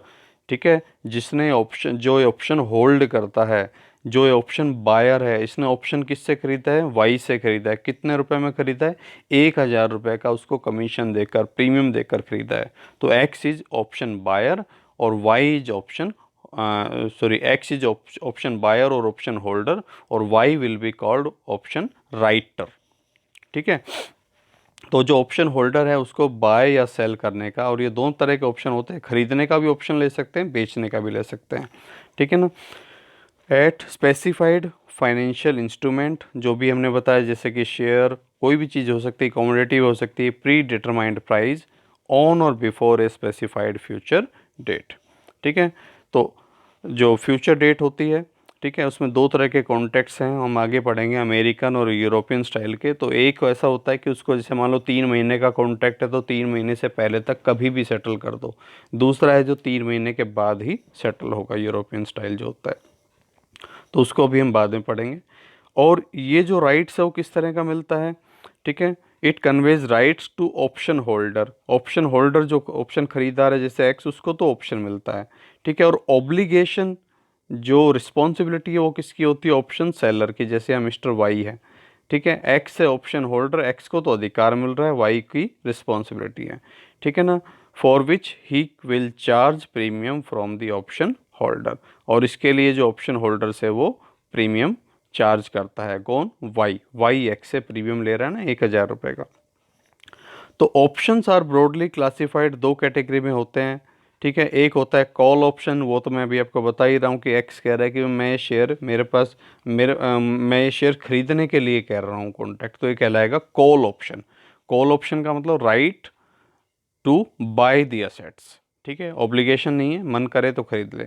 और पुट का मतलब अगर मान लो एक्स के पास पहले से शेयर हो और एक्स कहे भाई फ्यूचर में मैं ये शेयर 15 रुपए के बेचना चाहता हूँ, कोई खरीदने की गारंटी दे दे मेरे को, ठीक है, वाई कहता है मैं तेरे को गारंटी देता हूँ मैं खरीद लूँगा, ठीक है, तो ये कहलाएगा पुट ऑप्शन। अब अगर ये शेयर मार्केट में 15 की जगह 12 रुपए के हो गए तो एक्स जाएगा वाई के पास, कहेगा लो भाई तुमने गारंटी दी थी खरीदो मेरे 15 में। लेकिन अब अगर ये 15 के बजाय 20 के हो गए हैं मार्केट में, तो एक्स वाई के पास जा नहीं जाएगा, एक्स सीधा उसको मार्केट में बेच देगा, ठीक है। तो इस तरह से ये कहलाता है पुट ऑप्शन। पुट ऑप्शन में उसको बेचने का विकल्प है, ऑब्लिगेशन वहाँ पर भी नहीं है, ठीक है। In put option right but not the obligation to sell the asset. अब इन दोनों में डिफरेंस क्या है ऑप्शन और फ्यूचर्स में? पहला तो ऑब्लिगेशंस आपने देख ही लिया कि ऑप्शन में केवल जो ऑप्शन राइटर होता है ना उसकी ऑब्लिगेशंस होती है, वाई की ऑब्लिगेशन है। जो ऑप्शन होल्डर है एक्स, उसके पास तो सिर्फ विकल्प है, मन करे तो खरीदे वरना ऑब्लिगेशन उसकी कुछ भी नहीं है। वहीं जो फ्यूचर है उसमें दोनों पार्टीज ही बाउंड होती है, खरीदने वाला खरीदने के लिए, बेचने वाला बेचने के लिए, ठीक है। अब यहाँ पर जोखिम जो है ऑप्शन में कौन उठा रहा है? वाई। एक्स की तो मौज ही मौज है, एक्स का तो मन करे तो खरीदेगा, ना मन करेगा तो ना सही। तो वाई क्योंकि जोखिम उठा रहा है, ठीक है, इसलिए वाई को प्रीमियम मिलेगा, ठीक है। तो ऑप्शन कॉन्ट्रैक्ट में जो कॉन्ट्रैक्ट है वो प्रीमियम पर बेचा जाता है, ठीक है। दोनों में जो कॉन्ट्रैक्ट हो रहा है इसमें एक ऑप्शन होल्डर होगा और एक ऑप्शन राइटर होगा। तो ऑप्शन होल्डर को प्रीमियम देना पड़ेगा किसे? ऑप्शन राइटर को। जैसे एक्स यहाँ वाई को 1000 रुपया दे रहा है, ठीक है। Option buyer pays premium to option holder. और फ्यूचर्स जो है इसमें भाई कोई भी प्रीमियम नहीं दिया जाता है, ना मिलता है, क्योंकि दोनों पार्टीज अपने अपने हिसाब से म्यूचुअल कंसेंट्स के अपने अपने हिसाब से कॉन्ट्रैक्ट कर रही हैं, ठीक है, और दोनों ही जोखिम उठा रही हैं, ठीक है। अच्छा, रिस्क ऑप्शन बायर जो है उसका जोखिम कितना है? अब ऑप्शन बायर जो है अगर आप यहाँ देखें, एक्स का ज़्यादा से ज़्यादा जोखिम हो सकता है कि वो 1000 रुपये डूब जाएंगे। मान लीजिए वो शेयर जो है मार्केट में अगर मात्र 6 रुपये पर शेयर पर पहुँच गया, ठीक है, 5000 शेयर जो इसने खरीदने के लिए प्रॉमिस किया हुआ है, खरीदने के लिए जो विकल्प खरीदा हुआ है 10 रुपये पर शेयर के हिसाब से, और वो मार्केट में 6 रुपये के हिसाब से मिल रहा है, तो जाकर मार्केट से खरीदेगा, उससे क्यों खरीदेगा? वाई से। तो जो 1000 रुपये का जो उसने प्रीमियम दिया था वो ज़रूर डूब जाएगा। तो इसका तो रिस्क ज़्यादा से ज़्यादा उतना है। लेकिन अब वाई को देखो, मान लो ये शेयर्स मार्केट में 16 रुपये का हो गया, तो वाई को क्या करना पड़ेगा? मार्केट से 16 रुपये का खरीद कर एक्स को 10 रुपये में देना पड़ेगा। मार्केट में अगर ये 160 रुपये का हो जाए तो मार्केट से 160 का खरीद कर एक्स को 10 रुपये में ही देना पड़ेगा। तो अब आप यहाँ समझ सकते हैं कि जो ऑप्शन बायर है उसका तो रिस्क है बिल्कुल लिमिटेड, ठीक है, ऑप्शन प्रीमियम तक। लेकिन ऑप्शन राइटर है उसका रिस्क अनलिमिटेड हो जाता है। यहाँ दोनों ही पार्टीज़ का रिस्क जो है काफ़ी अनलिमिटेड होता है, क्योंकि जितना भी प्राइस गिरे या जितना भी प्राइस बढ़े, ठीक है, तो दोनों में से एक पार्टी को उसका नुकसान होगा ही होगा, ठीक है। प्रॉफिट पोटेंशियल, अब जो ऑप्शन बायर है उसके पास प्रॉफिट कमाने की पोटेंशियल तो अनलिमिटेड है। अगर वो 160 रुपये का हो गया शेयर तो भी इसको तो 10 में ही मिलेगा, 150 का फ़ायदा, ठीक है। लेकिन अगर वो मान लीजिए 6 का हो जाओ या मात्र 1 रुपये का हो जाओ तब भी ये नहीं खरीदेगा, 8 रुपये का हो जाओ तब भी ये नहीं खरीदेगा, ठीक है। तब वो क्या करेगा? मार्केट से खरीद लेगा। तो उस केस में ज़्यादा से ज़्यादा इसको नुकसान हो सकता है मात्र 1000 रुपये का वो प्रीमियम जो उसने दिया, ठीक है। तो प्रॉफिट पोटेंशियल तो अनलिमिटेड होती है ऑप्शन बायर के लिए, लेकिन रिस्क है वो लिमिटेड होता है, ठीक है। और ऑप्शन राइटर की अगर मैं बात करूं तो उसके लिए प्रॉफिट तो ज़्यादा से ज़्यादा वो 1000 रुपये बचेंगे, लेकिन रिस्क उसका अनलिमिटेड होता है। और यहाँ पर दोनों के ही पार्टी के लिए अनलिमिटेड रिस्क और रिटर्न्स हो सकता है कि भाई एक ने कहा कि भाई मैं 10 रुपये में ख़रीदूँगा, दूसरे ने कहा मैं 10 रुपये में बेचूँगा। अब अगर मान लो 160 रुपये में हो गया रुपये प्राइस हो गया, तब भी ये बेचने वाले को 10 रुपये के हिसाब से ही बेचना पड़ेगा। और अगर ये प्राइस मान लो मात्र जो है 2 रुपये रह गया, तब भी ख़रीदने वाले को जो है ये 10 रुपये में ही उससे खरीदना पड़ेगा। तो अनलिमिटेड रिस्क हो सकता है दोनों के लिए। मार्जिन की रिक्वायरमेंट, यहाँ देखिए ऑप्शन में मार्जिन की रिक्वायरमेंट किसको होगी, एक्स है, एक्स को तो पहले ही फ्री छोड़ा हुआ है, वो तो ऑप्शन, वो जो अपना कॉन्ट्रैक्ट है उसको ऑनर करने के लिए पहले ही हमने बाध्य ही नहीं किया उसको, तो ठीक है। तो एक्स से कोई मार्जिन नहीं लिया जाएगा, एक्स तो अपना प्रीमियम दे देगा वाई को। मार्जिन की ज़रूरत किससे पड़ेगी, स्टॉक एक्सचेंज मार्जिन किससे लेगा, वाई से, कि हाँ भाई तू ज़रूर भाग सकता है, कि भाई 10 रुपये में कॉन्टैक्ट कर रखा है और अगर ये 160 रुपये हो गया, ठीक है, तो हो सकता है भाई तू 160 रुपये में शेयर्स क्योंकि खरीदना पड़ेगा तेरे को और 10 रुपये में एक्स को बेचना पड़ेगा, तो तेरे भागने के चांसेस हैं, इसलिए तुम भाई मुझे मार्जिन जमा करवाओ। तो मार्जिन की जहाँ तक बात है, मार्जिन कौन जमा करवाता है ऑप्शन ट्रेडिंग में, केवल option writer, only option writer has to deposit the initial margin with the exchange, no margin is paid by option holder, ठीक है। लेकिन जहाँ तक बात अगर मैं कहूँ जो फॉरवर्ड कॉन्ट्रैक्ट की है, तो वहाँ पर दोनों ही पार्टीज़ के डिफ़ॉल्टर होने के क्योंकि चांसेस बन जाते हैं, इसलिए दोनों ही पार्टीज से मार्जिन की ज़रूरत पड़ती है, तो बायर और सेलर दोनों ही मार्जिन जमा करवाते हैं। फिर एग्जीक्यूशन ऑफ कॉन्ट्रैक्ट, ठीक है, ऑप्शन होल्ड, यहाँ जो कह लीजिए कि ऑप्शन कॉन्ट्रैक्ट्स में क्या होता है कि जो ऑप्शन होल्डर है उसके पास क्योंकि अधिकार है, वो मन करे उसके फेवर की सिचुएशन आ रही है तो उसको वो एग्जीक्यूट करवाएगा और नहीं तो नहीं करवाएगा, तो ये सारा डिपेंड करता है उसकी इच्छा पर। लेकिन ये वाले जो कॉन्ट्रैक्ट्स हैं फॉरवर्ड, जो आपके फ्यूचर कॉन्ट्रैक्ट्स हैं, वो ऑलवेज ही एग्जीक्यूट करवाए जाते हैं और जनरली कैश सेटलमेंट के बेस पर, ये एक्चुअल डिलीवरी के बेस पर, जैसे भी हो लेकिन इनका सेटलमेंट ज़रूर होता है। तो ये इन दोनों में डिफरेंस हो गया। अब स्वैप को और समझेंगे, स्वैप के बारे में वैसे कभी पॉसिबल होगा तो अलग से वीडियो बनाएंगे, ठीक है, नहीं तो अभी आप सिर्फ इतना समझ लीजिए स्वैप का मतलब क्या है। स्वैप का मतलब है मोटे तौर पर अदला बदली करना, ठीक है। वो अदला बदली किस चीज़ की होती है, ठीक है, मोटे तौर पर अब आप ये समझ लीजिए कि यहाँ पर भी वही बैटिंग होती है एक तरह से देखा जाए तो, ठीक है। और दोनों, मैं पहले आपको इस एग्जांपल से समझाता हूँ, उसके बाद मैं जो है स्वैप में जो है interest rate swaps, currency swaps काफ़ी सारे पॉपुलर है, इसमें इंटरेस्ट रेट स्वैप्स ज़्यादा पॉपुलर है, तो मैं उसी की बात करता हूँ, ठीक है। अब जो आपका देखिए, मान लीजिए मैंने एग्जांपल दिया कि आप बैंक से लोन लेने के लिए गए। अब बैंक से लोन लेते हैं तो आपको पता है कि दो तरह की रेट्स अवेलेबल होती हैं। एक होती है बैंक आपको ऑफ़र करता है फिक्स्ड रेट और एक होती है फ्लोटिंग रेट। अब फिक्स्ड और फ्लोटिंग रेट क्या होती है? फिक्स्ड रेट में तो आज आपने कह दिया भाई 10 साल के लिए लोन लेना है तो भाई आपको 12% फिक्स कर दिया और भाई अगले 10 सालों तक आपको फिक्स 12% की रेट से ही पे करते चले जाना है, ये फिक्स्ड रेट हो गई। फ्लोटिंग रेट क्या होती है? फ्लोटिंग रेट में क्या होता है कि एक बेस रेट ले ली जाती है, जैसे माइबर है, ठीक है। माइबर, लाइबर आपने सुना होगा। माइबर होता है Mumbai interbank offer rate, ठीक है। ऐसी लाइबर होती है London interbank offer rate, ठीक है। मतलब बैंक्स आपस में एक दूसरे को जिस रेट पर जो है रुपया अगर ज़रूरत हो तो देते हैं, ठीक है, उसे माइबर और लाइबर बोलते हैं। मुंबई में वो रेट है वो उसको माइबर बोल देते हैं, लंदन वाली रेट है उसको लाइबर बोल देते हैं, ठीक है। तो उसको एक बेस रेट ले लिया जाता है, ठीक है। तो वो वाली रेट प्लस जितना जोखिम उसी हिसाब का प्रीमियम, ठीक है। तो मान लीजिए दूसरी जो रेट है वो कहता है कि माइबर में 4%। अब माइबर मान लो आपका 6% चल रहा होगा तो उसमें 4% जोड़कर आप पर 10% इंटरेस्ट रेट लागू होगा उस साल।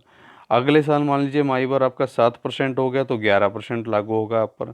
अगले साल मान लो 8% हो गया तो 12% लागू होगा।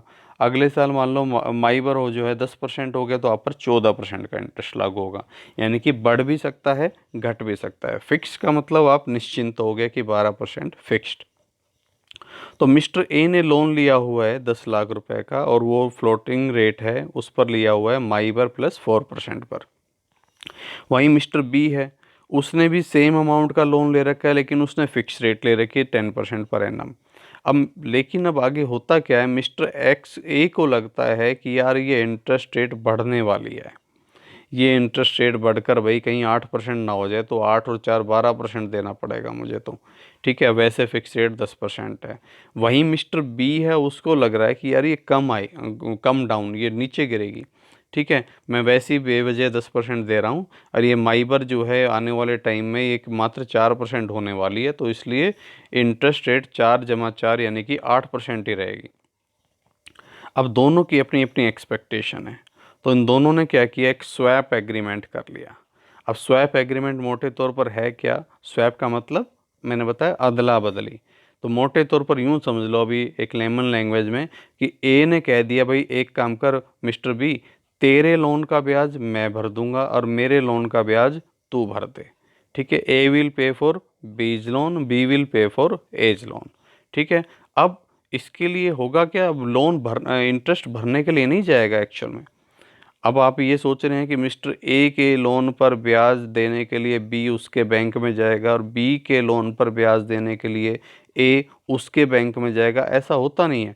बस यहाँ पर भी दोनों में डिफरेंस ले लिया जाएगा। अब अगर मान लीजिए जो है इन दोनों ने अपनी अदला बदली कर ली, तो अभी फ़िलहाल ए पर तो कितना लगता, मान लो माई पर 4% रहती तो 4 + 4 8% लगता, बी पर कितना लगता 10% लगता, ठीक है। अब क्योंकि इन दोनों ने अदला बदली कर ली है, तो ए को बी का देना है, बी को ए का देना है, ठीक है। तो देखा जाए तो अब ए को बी का देना पड़ेगा, ये ए है और ये है बी। अब अदला बदली होगी, स्वैपिंग होगी, तो ए को 10% देना है, बी को 8% देना है, ठीक है। तो अब देखा जाए तो ए का 8% था, लेकिन अब उसको 10% देना पड़ेगा, तो ये 2% का डिफरेंस बी को पे कर देगा, और बी 2% का डिफरेंस ए से सिंपली ले लेगा, ठीक है। तो बी कैसे जमा करवाएगा, बी अपने बैंक में 10% ही जमा करवाएगा जो जिस रेट पर ले रखा है, लेकिन 2% का कंपनसेशन इसको किससे मिल जाएगा, ए से। इसी तरह से ए अपने बैंक को तो 8% ही जमा करवाएगा, ठीक है, लेकिन 2% इसको देना पड़ जाएगा बी को, तो इसको जो रेट है वो पड़ जाएगी कितनी, 10%। इस तरह से स्वैपिंग होती है, ठीक है। पे ऑफ जो ईच पार्टी का है वो बेस्ड हो जाएगा माइबर रेट पर। अब देखो किसी को कैसे फ़ायदा नुकसान होता है, मैंने आपको अभी समझाया भी। मान लो माइबर रेट 8% है, तो फिक्स रेट तो 10% ही रहेगी जो ए पर अप्लीकेबल है, ठीक है। और फ्लोटिंग रेट 12% हो जाएगी जो बी पर अप्लीकेबल होगी। दोनों ने अदला बदली कर ली ना, वरना तो ए पर 12% लागू होती और बी का 10% से था, लेकिन अब अदला बदली होगी, तो अब बी को 12% देना पड़ेगा और ए को 10% देना पड़ेगा, ठीक है। तो बी कहेगा ले भाई अब एक काम कर, 2% का डिफरेंस तुम मेरे से ले लो, 20,000 रुपये ए को दे देगा। अब ए की पोजीशन क्या होगी, ए जो है फ्लोटिंग रेट पर है, ठीक है, तो इसको अपने बैंक को तो कितना देना है 12% के हिसाब से 1,20,000, लेकिन बी से जो 20,000 रुपये कंपनसेशन मिल गई वो इसमें से घटा देगा, तो 1,00,000 रुपये एक्चुअल में उसको देना पड़ेगा। इफेक्टिव रेट कितनी बैठ गई 10%। बी की पोजीशन, बी को वैसे 10% देना था, लेकिन क्योंकि इसने अदला बदली कर ली, ठीक है, और अब इस वजह से जो है बी को किस रेट पर पे करना पड़ेगा, एक तरह से देखा जाए तो 12% बी पर अप्लीकेबल हो जाएगा। तो बी क्या करेगा, अपने बैंक को तो 10% देगा ही, 2% मिस्टर ए को दे देगा, तो इसकी पॉकेट से कितने चले जाएंगे 1,20,000 रुपये, यानी कि 12% इफेक्टिव रेट बैठ जाएगी बी पर। इसी तरह से अगर मान लीजिए सिचुएशन पलट जाती है, माइबर अगर 5% हो, ठीक है, तो फ्लोटिंग रेट 9% हो जाएगी, ठीक है। और जो है इस सिचुएशन में अब बी पर लागू होगी 9% की रेट और ए पर लागू होगी 10% की रेट, तो ए जो है वो डिफरेंस अमाउंट है 1%, वो बी को पे कर देगा। यह मैंने एक्सप्लेन भी किया है माइबर क्या है। MIBOR is Mumbai interbank offer rate, जो yardstick of Indian call money market होती है। It is the rate which bank borrows unsecured fund from one another interbank market, और लाइबर इसी तरह से होती है London interbank offer rate. तो अब आपको स्वैप का जो जनरल, देखिए सिर्फ इतना ही नहीं है, स्वैप जो है बहुत डिटेल में चीज़ है, तो इतनी शॉर्ट में मैं अभी नहीं बता सकता उस चीज़ को, ठीक है, लेकिन अभी आपको एक बेसिक जो मतलब समझ में आ गया होगा कि इसका मतलब क्या है। तो स्वैप क्या है, derivative contract through which two parties exchange the cash flows और लाइबिलिटी। जैसे अभी कैश फ्लो कौन सा, इंटरेस्ट का कैश फ्लो, इंटरेस्ट की लाइबिलिटी को उन्होंने एक्सचेंज कर लिया from two different financial instruments, one cash flow is generally fixed, जैसा अभी हमने देखा। अदर इज वेरिएबल, जो फ्लोटिंग रेट पर डिपेंड करता है। Most common swaps interest rate swaps, जिसका मैंने अभी आपको एग्जांपल भी दिया। नहीं तो इसमें आपके जो है जो इसके अलावा जो है करेंसी रेट स्वैप्स भी होते हैं, ठीक है ना। और इसमें जो मैंने आपको बताया एक्चुअल में जो प्रिंसिपल, अब देखा जाए तो वो उसके लोन पर ब्याज दे रहा है, बी उसके लोन, ए के लोन पर ब्याज दे रहा है, लेकिन लोन जिनके पास जितना है उतना ही है, ठीक है। तो प्रिंसिपल अमाउंट जो है वो एक्सचेंज नहीं किया जाता, सिर्फ डिफरेंस है उससे सेटलमेंट कर लिया जाता है। और ये जो स्वैप्स है ये आपके एक्सचेंज ट्रेडेड नहीं होते, ओवर द काउंटर होते हैं, म्यूचुअल कंसेंट्स पर डिपेंड करते हैं, ठीक है ना। और लेकिन अब इस तरह की सिचुएशन होगा कि ए बी को ढूंढेगा कैसे, तो वहाँ पर मीडिएटर का रोल फिर से बैंक अदा कर सकता है। बैंक या फाइनेंशियल इंस्टीट्यूशंस, इनमें मीडिएटर का रोल अदा करता है, ठीक है। और अपनी इस सर्विसेज के लिए कमीशन ले लेता है दोनों से, ठीक है। और ये कॉन्ट्रैक्ट्स एक रिटेलर्स हम लोगों के लिए नहीं है, ये कॉन्ट्रैक्ट्स बड़े बड़े बिजनेस हाउस करते हैं, फाइनेंशियल इंस्टीट्यूशंस करते हैं, ठीक है, ताकि उनकी जो इंटरेस्ट रेट है, करेंसी की एक्सचेंज रेट है, उसको कम किया जा सके, उसको कंट्रोल किया जा सके, ठीक है। सो ये स्वैप है। स्वैप का मतलब अब आपको आई थिंक अच्छे से समझ में आ गया होगा। डिटेल में कभी इसको और आगे कभी समझेंगे आने वाले वीडियोस में। अब लास्ट में चलते चलते कि तीन तरह की जो पार्टी जिसमें होती, जिनका बार बार जिक्र होगा डेरिवेटिव मार्केट्स में, थ्री पार्टिसिपेंट्स होते हैं, ठीक है। जिसमें एक होता है हैजर, एक होता है स्पेकुलेटर और एक होता है आर्बिट्रेजर, ठीक है। तो ये क्या होता है ज़रा उसको और हम समझ लेते हैं, ठीक है। मैं उसी एग्जाम्पल पर आता हूँ कि भाई ए है एक किसान और बी है कोई सूती कपड़े बनाने वाली कोई कंपनी, कॉटन जो है टेक्सटाइल इंडस्ट्रीज, ठीक है। ए कपास प्रोड्यूस कर रहा है, ठीक है। अब ए कपास प्रोड्यूस कर रहा है और उसको आज प्राइस है 50 रुपये पर केजी। इसको उम्मीद है इस बार 1000 केजी कपास पैदा होगी, ठीक है। और अभी ये 50 रुपये पर केजी के हिसाब से बिक रही है। बी को भी पता है कि जो है 50 रुपये पर केजी के हिसाब से कपास अभी अवेलेबल है। ए को चिंता है कि कहीं ये प्राइस गिर ना जाए, 45 रुपये ना हो जाए, मेरा तो नुकसान हो जाएगा। बी को डर है कहीं ये प्राइस बढ़ ना जाए, इससे मेरा तो नुकसान हो जाएगा, ठीक है। हमें माल महंगा मिलेगा, हमें 55 रुपये में ख़रीदना पड़ेगा। तो क्या होता है, ए बी के पास जा रहा है, ठीक है, या बी ए के पास आ रहा है, कैसे भी समझ लो, ठीक है।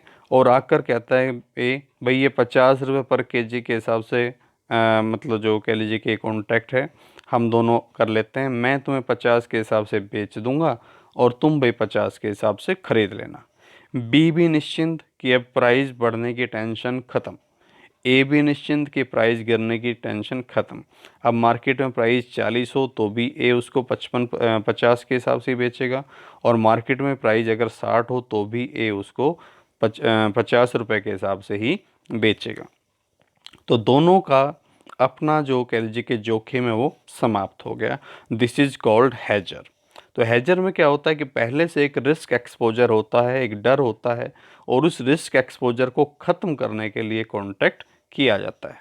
तो लॉस की संभावना नहीं होती, दोनों अपना अपना जोखिम ख़त्म कर लेते हैं एक तरह से देखा जाए तो। This is called hedger, hedging. जो इस तरह के कॉन्ट्रैक्ट कर रहा है उसको बोलते हैं हैजर। अब आगे देखो स्पेकुलेटर क्या होता है, ये ए और ये बी।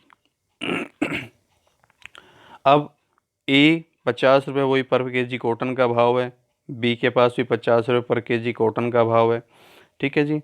अब ए बी को बेचने के लिए जा रहा है या बी ए से ख़रीदना चाह रहा है, ठीक है। और ए को चिंता है कि प्राइस भाई कहीं इसका गिर ना जाए, ए को टेंशन है कि कहीं प्राइस घटकर 45 रुपये ना हो जाए। वहीं मिस्टर एक्स है, मिस्टर एक्स को पता है कि प्राइस बढ़ने वाला है, इस बार सब कुछ इस तरह की सिचुएशन होगी कि प्राइस इसका बढ़ेगा ही बढ़ेगा, ठीक है।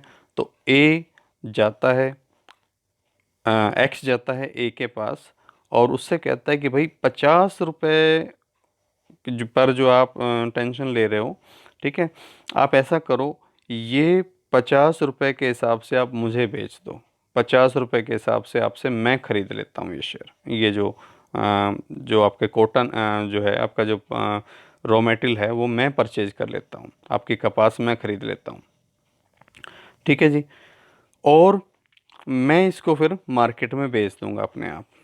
अब होगा क्या, एक्स को उम्मीद है कि प्राइस बढ़कर 55 होने वाले हैं, इस उम्मीद में ये ए से खरीद रहा है, ध्यान से समझना।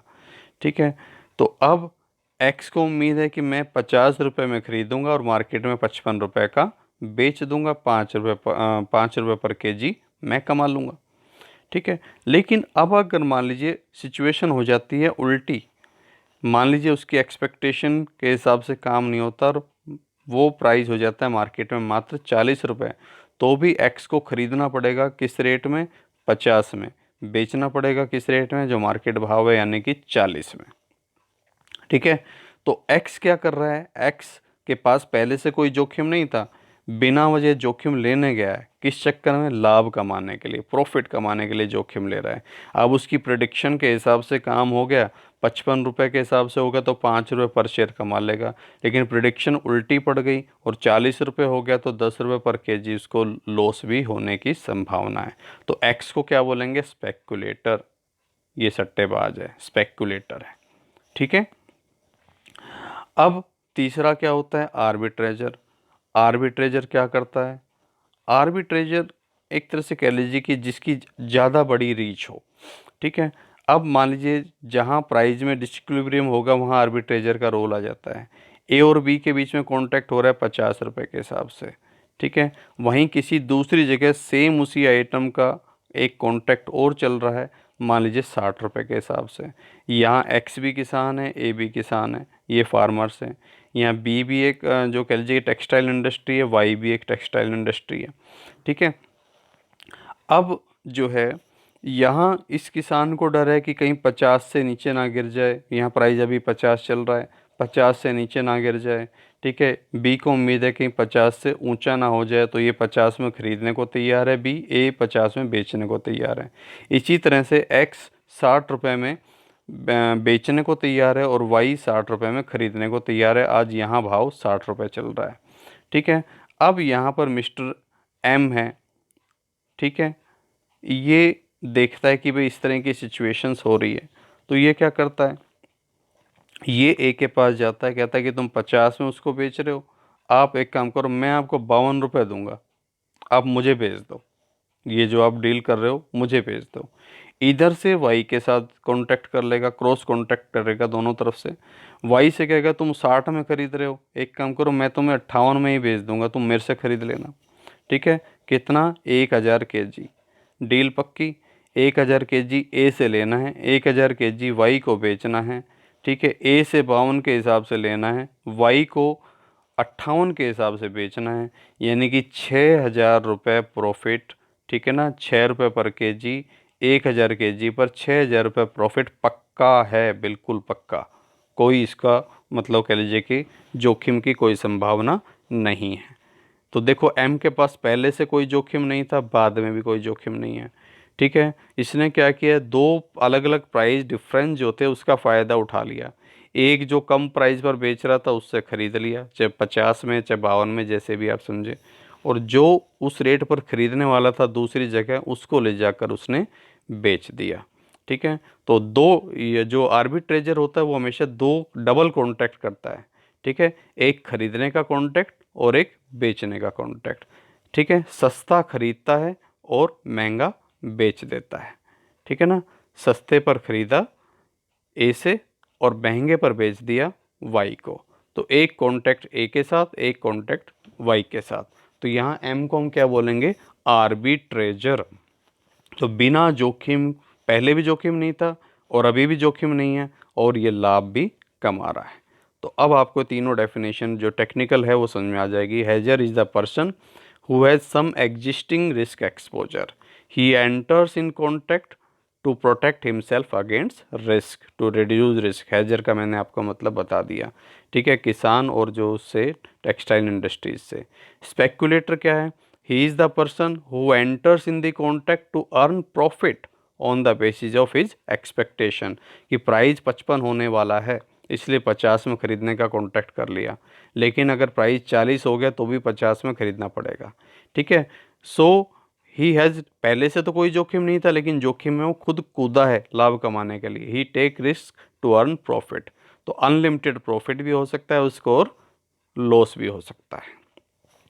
और वहीं आर्बिट्रेजर है, वो क्या है, पहले से कोई रिस्क एक्सपोजर नहीं होता उसके पास, लेकिन वो प्रॉफिट कमाता है जो प्राइस में जो डिसइक्विलिब्रियम मिलता है, ठीक है, मिस प्राइजिंग जो मिलती है वहाँ से वो लाभ कमाता है, मिस प्राइजिंग से, और डबल कॉन्ट्रैक्ट करता है। एक खरीदने का कॉन्ट्रैक्ट होता है हमेशा इसका, एक बेचने का कॉन्ट्रैक्ट, तो इसलिए प्रॉफिट कमाता है वो विदाउट टेकिंग एनी रिस्क। एक तरह से मीडिएटर का काम कर रहा होता है और बिना कोई जोखिम लिए वो लाभ कमा रहा होता है। तो ये तीनों इसके जो मेन प्लेयर्स होते हैं, स्पेकुलेटर, हेजर्स और आर्बिट्रेजर्स। तो आई थिंक आपको ये जो बेसिक कंसेप्ट्स हैं डेरिवेटिव मार्केट्स के, वो आपको अच्छे से समझ में आ गए होंगे। वीडियो आपके लिए हेल्पफुल रहा होगा। नेक्स्ट वीडियो में हम जो है ऑप्शन ट्रेडिंग पर और डिटेल में समझेंगे कि इसका जो किस तरह से पे ऑफ निकाला जाता है और इसकी जो बेसिक टर्मिनोलॉजी क्या है। ठीक है, तो उनको हम डिटेल में समझेंगे और आने वाले वीडियोज़ में फिर इनका वैल्यूएशन कैसे होता है प्रीमियम का, यानी कि ब्लैक स्कोल मॉडल और बाइनोमियल मॉडल, उनको हम समझेंगे। ठीक है, so thank you, have a nice day.